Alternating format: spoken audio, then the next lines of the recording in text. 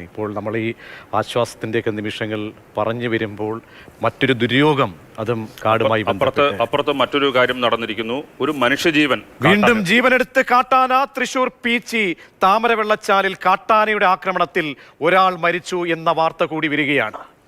താമര വെള്ളച്ചാൽ കോളനിയിൽ താമസിക്കുന്ന പ്രഭാകരനാണ് മരിച്ചത്. വനവിഭവങ്ങൾ ശേഖരിക്കാൻ പോയതായിരുന്നു പ്രഭാകരൻ. ലിഷോയി കൂടുതൽ വിവരങ്ങൾ ചേരുന്നു. ലിഷോയി, തൃശൂർ ജില്ലയിൽ ഇത്തരത്തിലൊരു പീച്ചിയിൽ ആണ് അപകടം ഉണ്ടായിരിക്കുന്നത്. ഇത് കാട്ടുപ്രദേശത്തായിരുന്നോ? മൃതദേഹം എവിടെയുണ്ട്?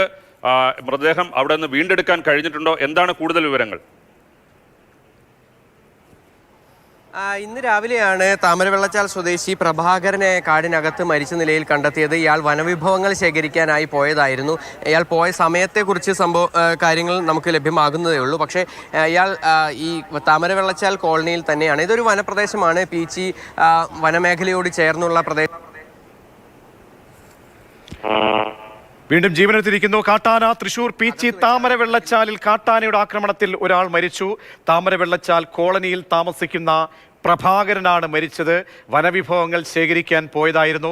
പ്രാഥമിക വിവരങ്ങളാണ് ഇപ്പോൾ നമുക്ക് ലഭ്യമായിരിക്കുന്നത്. ഇനി അവിടെ ഉള്ള ആളുകളെ നമ്മൾ കണക്ട് ചെയ്യാൻ ശ്രമിക്കുന്നുണ്ട്. പ്രാദേശികമായിട്ടുള്ള ജനപ്രതിനിധികളെയൊക്കെ തന്നെ നമ്മൾ ബന്ധപ്പെടാൻ ശ്രമിക്കും. ആദ്യ വിവരങ്ങൾ നമ്മളിപ്പോൾ വിവരിച്ചു വന്ന ഈ ആനയുമായി ബന്ധപ്പെട്ട് ചർച്ചയായിരുന്നു രാവിലെ തന്നെ നമ്മൾ എല്ലാവരും കണ്ടും കേട്ടുമൊക്കെ ഉണർന്നത്. പക്ഷേ അതിപ്പോൾ എത്തി നിൽക്കുന്നത് വല്ലാത്ത ഒരു വാർത്തയിലേക്ക്. തൃശൂർ ജില്ലയിലെ അതിരപ്പള്ളിയിൽ നിന്ന് നമ്മൾ ഒരു കാട്ടാനയെ മനുഷ്യൻ രക്ഷിച്ച് അതിനെ ചികിത്സിക്കാൻ വേണ്ടി കൊണ്ടുപോകുമ്പോൾ തൃശൂർ ജില്ലയിൽ തന്നെ മറ്റൊരിടത്ത് കാട്ടാന ഒരു മനുഷ്യജീവൻ എടുത്തിരിക്കുകയാണ്. വനവിഭവങ്ങൾ ശേഖരിക്കാൻ പോയ പ്രഭാകരൻ ആണ് മരിച്ചിരിക്കുന്നത്. ഇപ്പോൾ പ്രാഥമികമായ വിവരങ്ങൾ ലിഷോയി നൽകും. ലിഷോയി, നമുക്ക് കൂടുതലായി അവിടേക്ക് ബന്ധപ്പെടാൻ കഴിയുന്നുണ്ടോ? ഇദ്ദേഹം വനത്തിലേക്ക് പോയത് എവിടെ താമസിക്കുന്ന ആളാണ്? വനം വിഭവങ്ങൾ ശേഖരിക്കാൻ പോയ ആള് എന്നാണല്ലോ ലഭ്യമാകുന്ന വിവരങ്ങൾ. ആക്രമണത്തിന്റെ മറ്റ് ഡീറ്റെയിൽസ് എന്തെങ്കിലും പുതുതായി?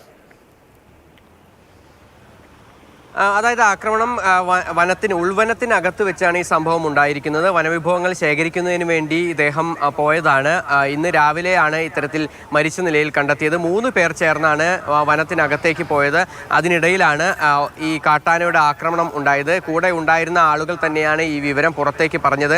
നിലവിൽ ഉൾവനത്തിൽ തന്നെയാണ് പ്രഭാകരന്റെ മൃതദേഹം ഉള്ളത്. ഇതുവരേക്കും പുറത്തേക്ക് കൊണ്ടുവന്നിട്ടില്ല. അല്പസമയം മുമ്പാണ് ഈ സംഭവം ഉണ്ടായത്. അതുകൊണ്ട് തന്നെ ഈ വനംവകുപ്പ് ഉദ്യോഗസ്ഥർ ഉൾപ്പെടെയുള്ളവർ അങ്ങോട്ടേക്ക് എത്തുന്നതേ ഉള്ളൂ. അവർ വിശദമായ അവിടെ എത്തി പരിശോധനകളും മറ്റുമൊക്കെ നടത്തിയതിന് ശേഷമായിരിക്കും വനത്തിനകത്ത് നിന്ന് മൃതദേഹം പുറത്തേക്ക് കൊണ്ടുവരിക. ഇയാൾ താമരവെള്ളച്ചാൽ കോളനിയിൽ തന്നെയുള്ള ഒരു വ്യക്തിയാണ്. ഇവരുടെ ഒരു ഉപജീവന മാർഗം എന്ന് പറയുന്നത്